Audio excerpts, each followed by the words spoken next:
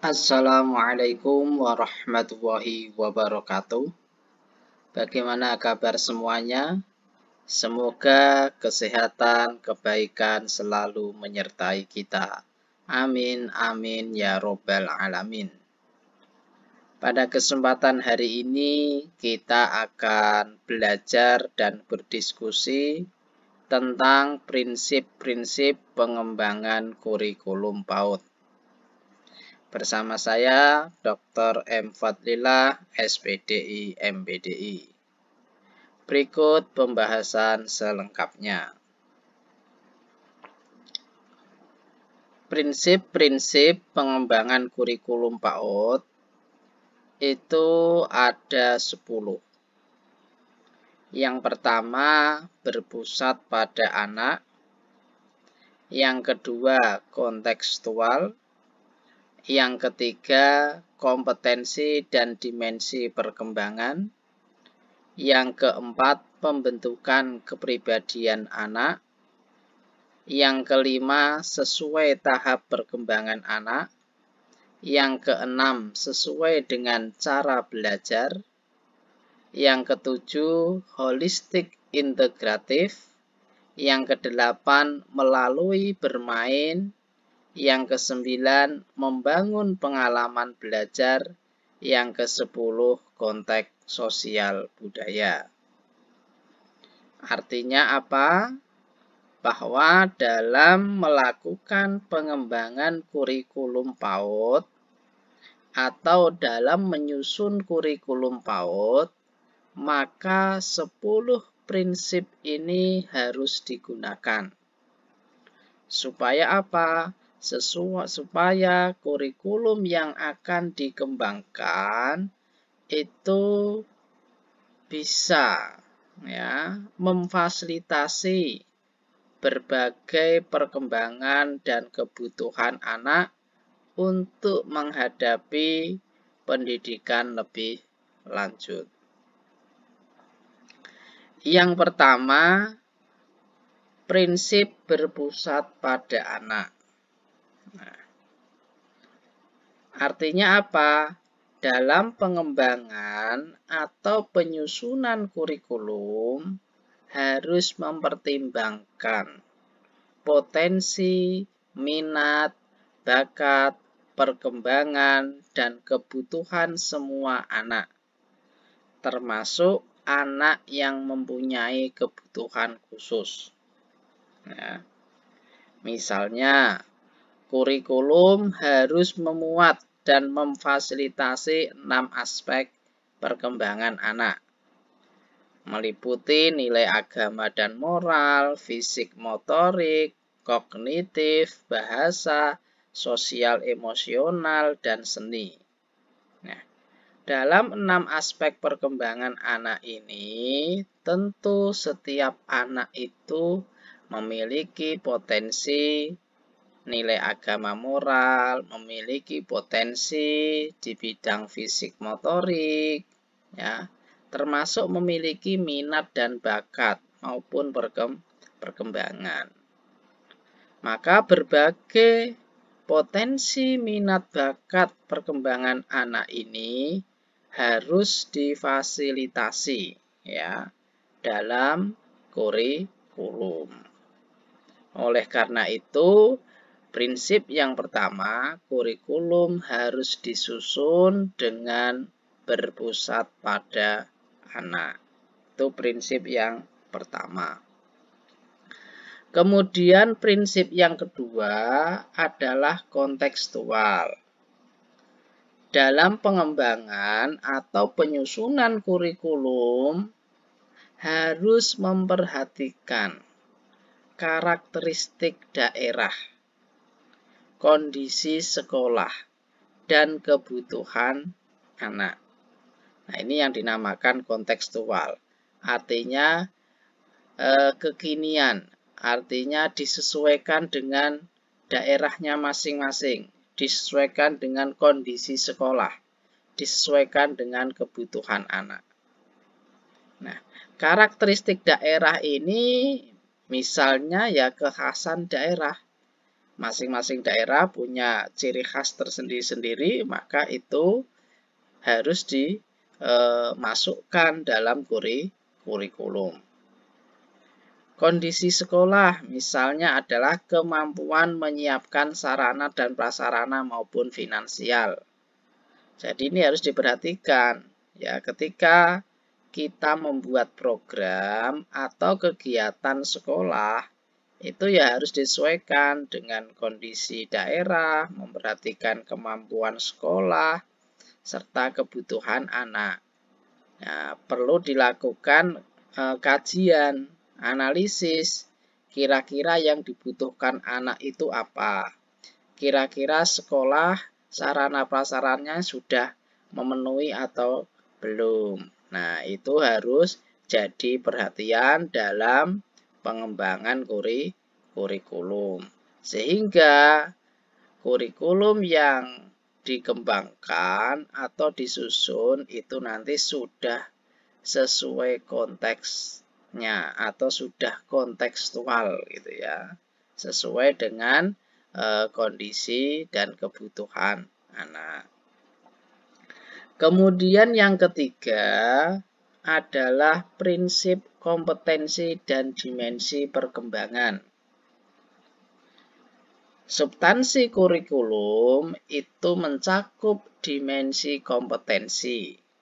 Ada sikap, pengetahuan, dan keterampilan. Nah, ini nanti adalah bagian dari kompetensi inti, gitu ya. Dan mencakup semua program pengembangan yang direncanakan dan disajikan secara terpadu dan berkesinambungan sesuai dengan tahap perkembangan anak. Nah, artinya di sini dalam melakukan pengembangan maupun penyusunan kurikulum, maka harus memperhatikan kompetensi inti. Kompetensi inti itu ada 4. Ya, atau disingkat KI1, KI2, KI3, KI4. KI1 itu apa? Berupa spiritual dan juga sosial. Dan kemudian itu dijadikan satu menjadi sikap. KI3 itu berupa pengetahuan dan KI4 itu berupa keterampilan. Maka materi-materi yang diberikan kepada anak itu harus memuat kompetensi inti tadi. Ya, baik sikap, pengetahuan maupun keterampilan. Materi-materi yang diajarkan harus mencakup 6 aspek perkembangan anak tadi. Artinya 6 aspek perkembangan anak itu nanti setiap materi itu harus memiliki kompetensi, sikap, pengetahuan, dan keterampilan. Termasuk kegiatan-kegiatan yang dirancang oleh guru. Gitu ya. Ini yang ketiga. Kemudian prinsip yang keempat adalah pembentukan kepribadian anak. Kurikulum disusun agar semua program pengembangan menjadi dasar pembentukan kepribadian anak, dasar pembentukan karakter anak secara utuh dalam pembentukan sikap spiritual dan sikap sosial anak. Nah, ini ya. Jadi, bagaimana kurikulum yang akan dikembangkan atau yang akan disusun itu dalam rangka untuk pembentukan kepribadian anak. Bagaimana anak setelah lulus ya dari lembaga tersebut, lembaga PAUD, sudah memiliki ya sikap spiritual yang baik, sikap sosial yang baik gitu ya. Maka prinsip pembentukan kepribadian anak ini sangat penting dan harus diperhatikan dalam pengembangan kurikulum. Misalnya bagaimana dirancang atau disediakan materi-materi berupa pembiasaan dalam kehidupan sehari-hari. Maka nanti dalam kegiatan pembelajaran yang ada di lembaga PAUD itu harus ada ya materi-materi pembiasaan, bagaimana mengucapkan salam, berdoa sebelum dan sesudah belajar gitu ya, mencuci tangan sebelum dan sesudah makan. Nah, itu adalah bagian dari pembiasaan, termasuk melatih kemandirian anak. Itu adalah prinsip yang keempat.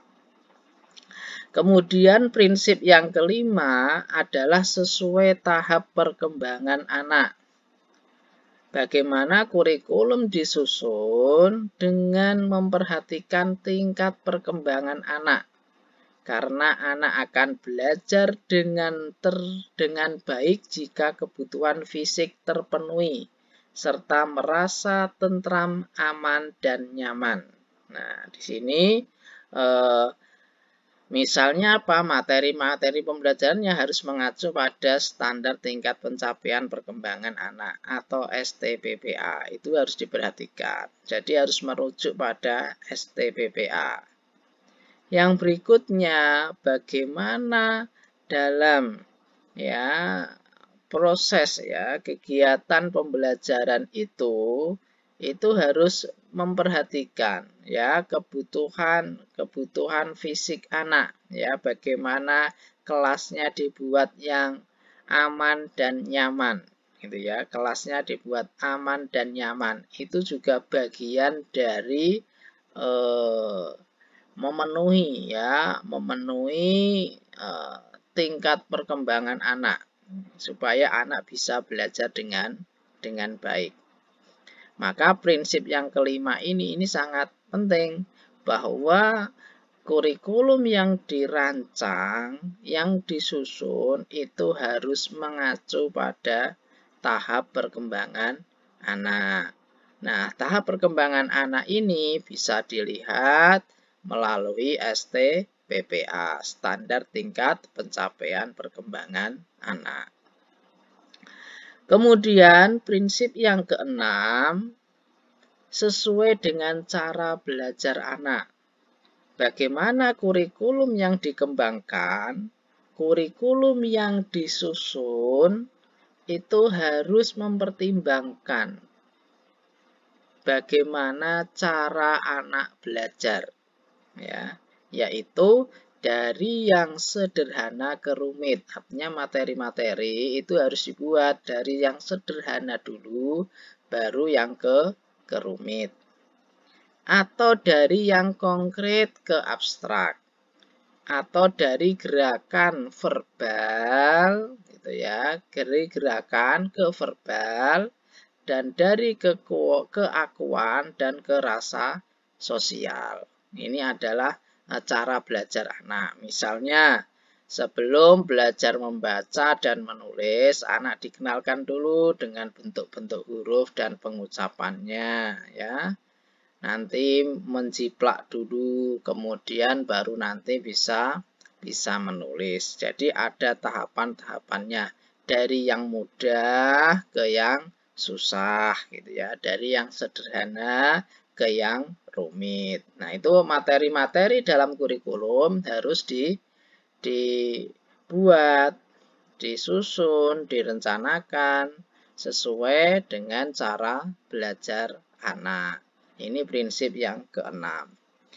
Kemudian prinsip yang ketujuh, holistik integratif.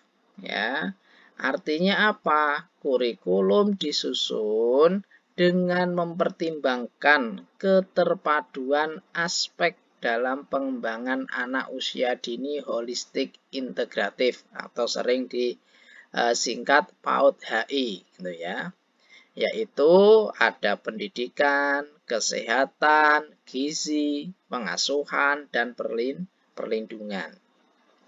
Nah, maka di sini dalam penyusunan kurikulum harus dirancang, harus ada kegiatan-kegiatan seperti pemeriksaan kesehatan, penimbangan berat badan anak, pengukuran tinggi badan anak, kegiatan parenting, atau pemberian gizi seimbang. Itu harus diprogramkan oleh lembaga, harus dimasukkan dalam kurikulum lembaga. Nah, ini adalah holistik integratif. Artinya, anak-anak dalam pembelajaran, dalam melaksanakan kegiatan-kegiatan di sekolah, itu harus mendapat program holistik integratif, pendidikan, kesehatan, gizi, pengasuhan, dan perlindungan anak. Itu prinsip yang ketujuh. Kemudian prinsip yang kedelapan adalah melalui bermain.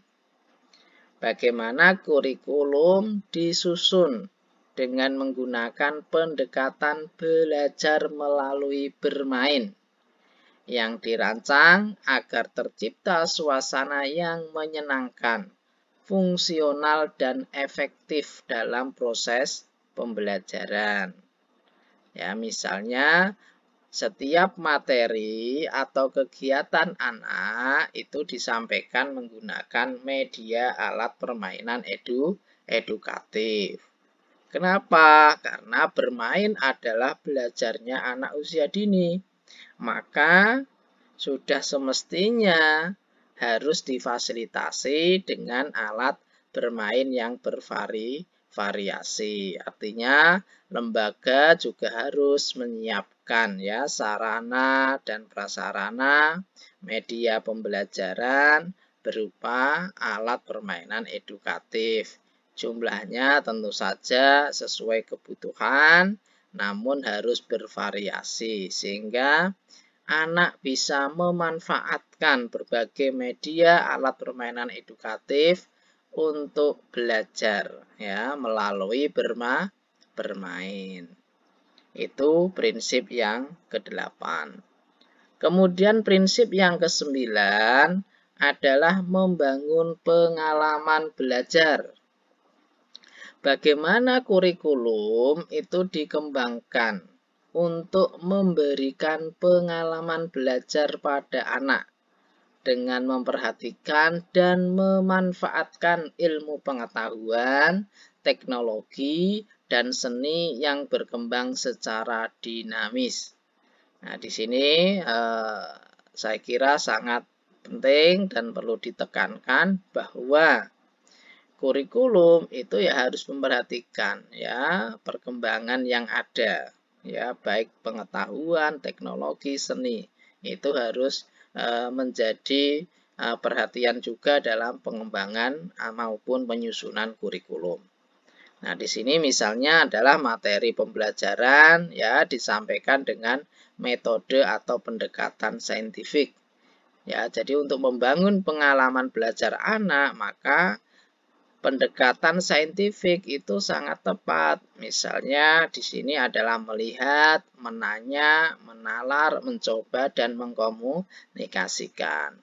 Dengan pendekatan saintifik ini anak akan bisa mendapatkan ya pengalaman yang bermakna ya dalam belajar ya bagaimana anak melihat terlebih dahulu ya kemudian anak diberi kesempatan untuk menanya, menalar, kemudian mencoba dan mengkomunikasikan.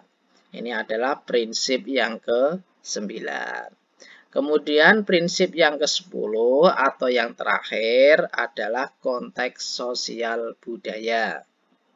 Artinya, kurikulum dikembangkan dengan memperhatikan karakteristik sosial budaya masyarakat setempat dan menunjang kelestarian keragaman budaya. Artinya di sini bagaimana kurikulum itu juga harus memuat muatan lokal ya, kekhasan daerah gitu ya. Muatan lokalnya harus dimasukkan dalam kurikulum. Kurikulum perlu memuat keragaman potensi kebutuhan, tantangan dan karakteristik lingkungan daerah setempat. Ya, misalnya supaya kekhasan daerah atau muatan lokalnya itu tidak hilang, ya bisa tetap dilestarikan, maka perlu dikenalkan pada anak usia dini. yaitu dengan cara memasukkan ya muatan-muatan lokal tadi ke dalam kurikulum. Sehingga apa? Sehingga nanti bisa menghasilkan anak yang mengenal ya, mengapresiasi dan mencintai budaya daerah. Nah, demikianlah tadi ya pemaparan pembahasan tentang prinsip-prinsip pengembangan kurikulum PAUD. Terima kasih, semoga bermanfaat. Kita lanjutkan pada pertemuan-pertemuan selanjutnya. Kurang lebihnya mohon maaf. Saya akhiri. Wassalamualaikum warahmatullahi wabarakatuh.